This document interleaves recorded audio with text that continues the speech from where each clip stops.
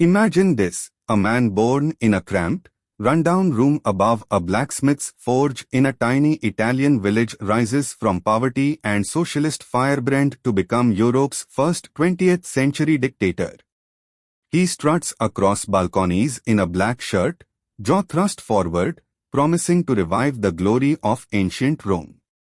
Crowds cheer wildly as he declares, "Better to live one day as a lion than 100 years as a sheep."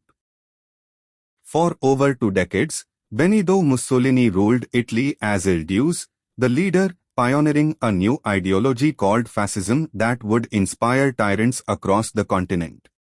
But his story is not just one of dramatic ascent, it's a cautionary tale of how charisma, opportunism, violence, and unchecked ambition can transform a fragile democracy into a totalitarian state, only to drag a nation into ruin and end in humiliating defeat. Today, we'll dive deep into how an actor-like performer became Italy's fascist dictator, Benito Mussolini's meteoric rise and catastrophic fall. Stick around, because the lessons from his life echo louder than ever in our turbulent world. Benito Amilcare Andrea Mussolini was born on 29 July 1883 in the small village of Dovia di Pridapio in the Romagna region of northern Italy.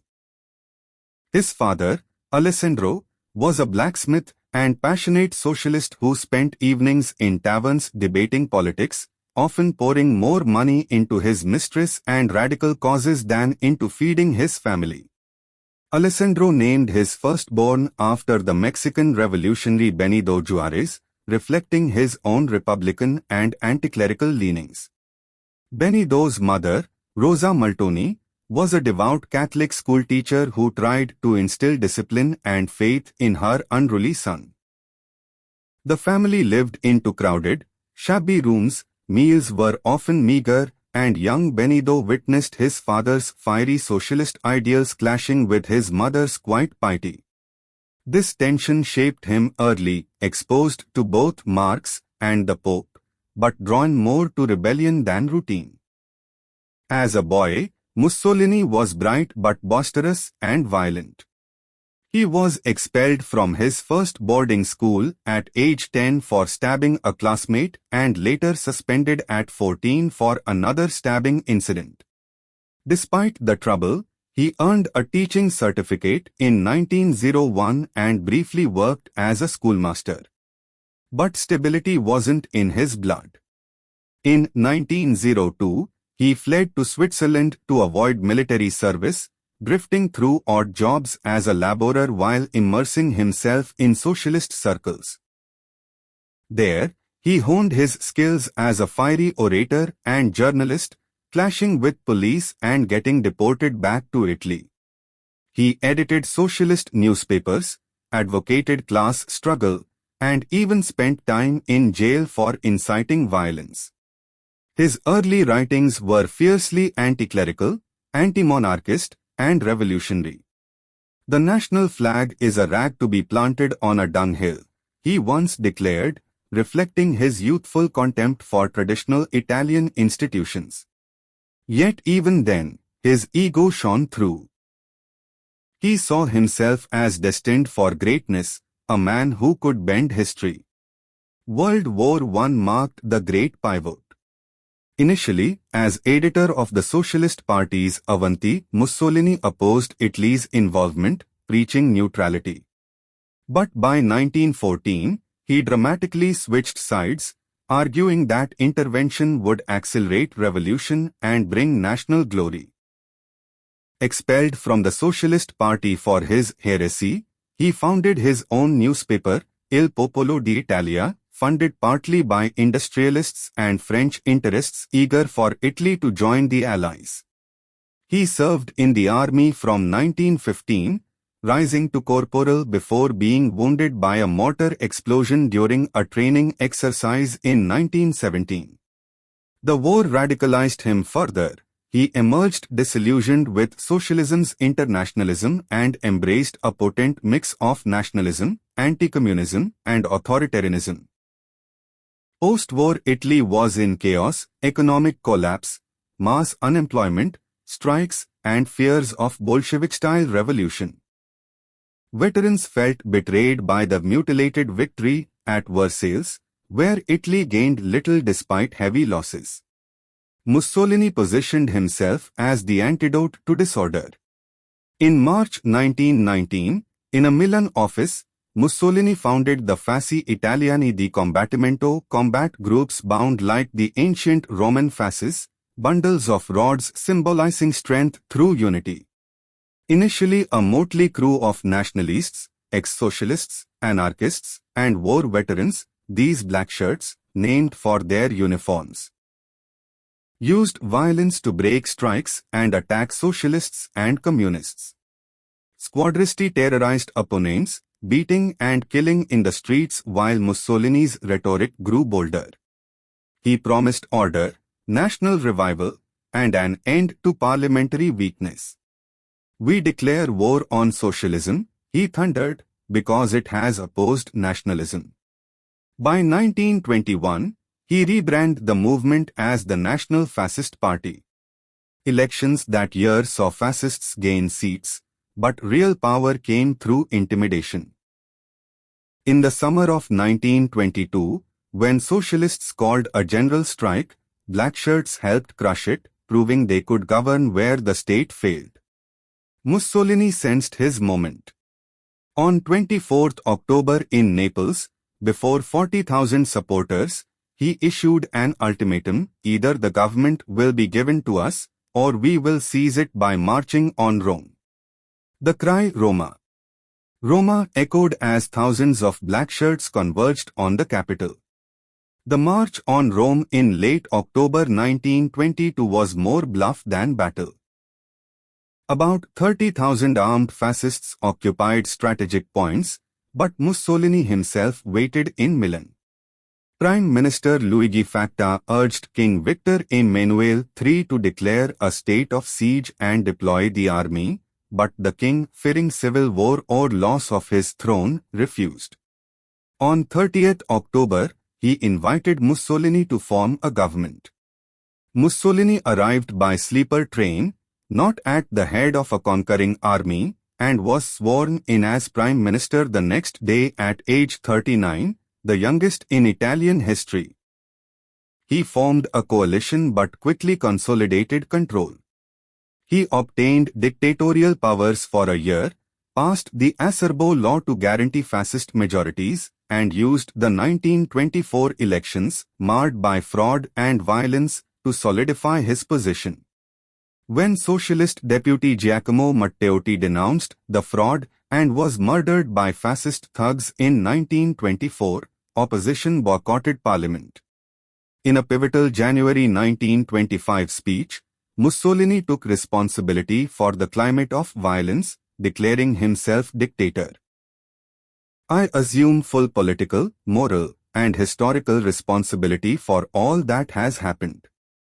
From there, he dismantled democracy, outlawing other parties, crushing unions and the free press, creating a secret police, and building a cult of personality around Il Duce.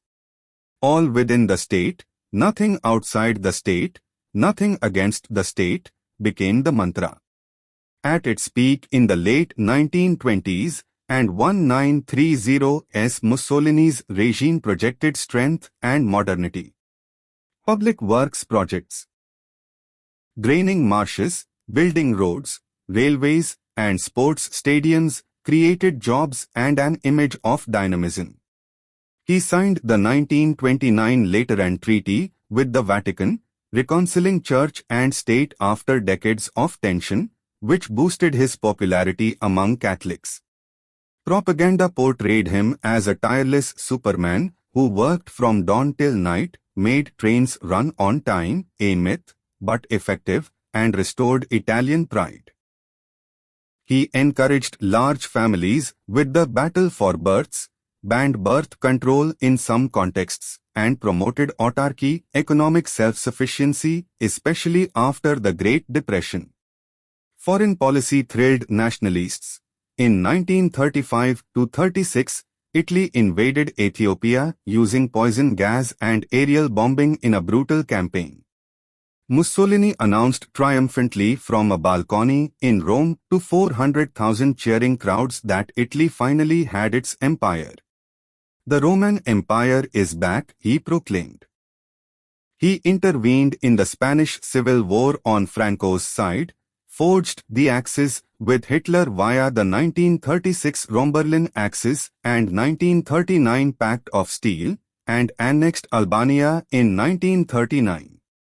Controversies abounded: suppression of dissent through OVRA, secret police, censorship, political prisoners on islands like Lipari, and the 1938 racial laws that targeted Jews. Though initially less extreme than Nazi Germany's, they marked a dark alignment with Hitler and alienated many Italians who had supported early fascism.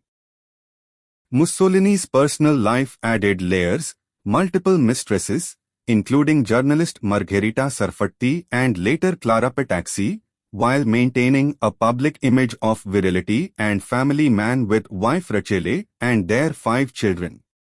He once boasted, "War is to man what maternity is to woman," glorifying conflict as national rejuvenation.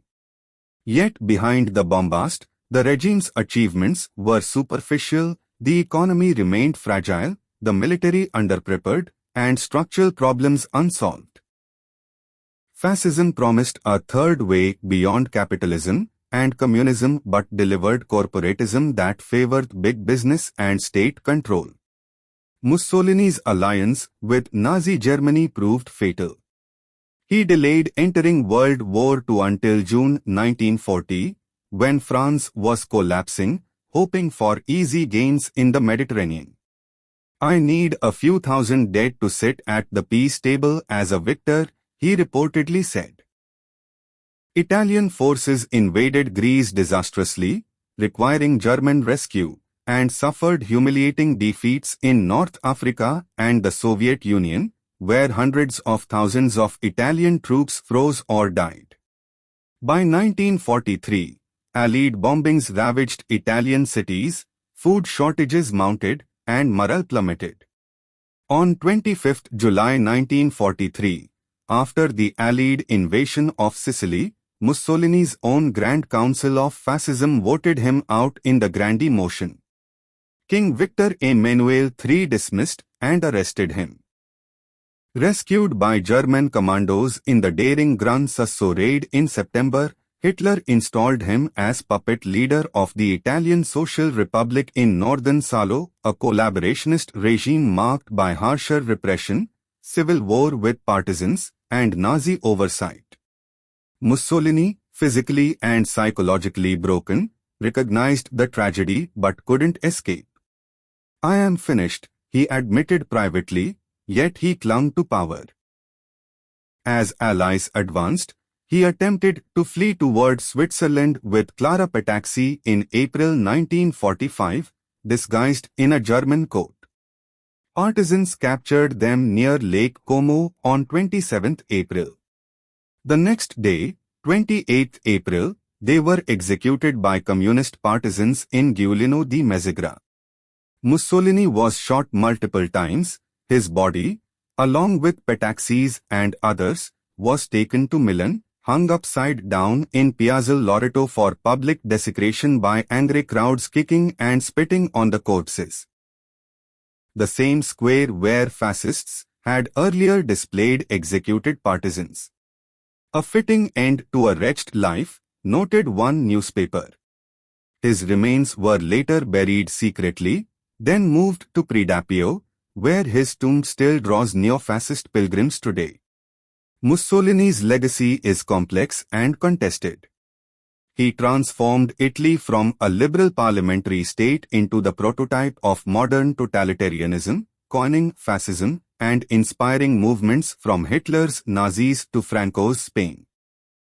Supporters credit public works, stability after post-war chaos, and restored national pride. Critics point to the suppression of freedoms, wars that cost hundreds of thousands of Italian lives, economic mismanagement, and moral bankruptcy of allying with genocidal Nazism. Historians like Dennis Mack Smith portray him as an opportunistic actor more interested in power and spectacle than coherent ideology, contradicting himself repeatedly, prioritizing propaganda over substance. Richard Bosworth emphasizes how his regime's banality of evil rested on widespread Italian complicity and the cult of personality that made dissent risky. In Italy today, nostalgia for the good old days of trains on time persists in some quarters, but mainstream memory condemns fascism while grappling with its roots in post-war grievances. The broader lesson: charismatic leaders exploiting economic despair, national humiliation, and fear of socialism can dismantle democracies legally at first through coalitions, emergency powers, and intimidation before revealing their true nature. Mussolini showed that fascism thrives on spectacle, violence against enemies within, and promises of rebirth, but ultimately delivers war, isolation, and collapse. Democracies must guard institutions, free press, and rule of law, because once power centralizes in one man who claims to embody the nation, accountability vanishes. As Mussolini himself said in a moment of unintended prophecy, blood alone moves the wheels of history. History also shows that those wheels can crush the very people they claim to elevate. In the end, the boy from Predapio who dreamed of Roman eagles died like a broken tyrant, his body mocked by the same masses who once adored him. His rise teaches the seductive power of strongman politics. In turbulent times, his fall warns that empires built on ego and force crumble faster than they rise. What echoes from Mussolini's story for us today is simple yet profound: eternal vigilance is the price of liberty. Never underestimate how quickly a performer with a compelling narrative can rewrite a nation's script if the audience forgets its own role in holding the pen. Thanks for watching this deep dive. If you found it insightful, hit like, subscribe for more historical deep dives, and drop a comment. Could something like Mussolini's rise happen again in a modern democracy? Share your thoughts below. See you in the next one.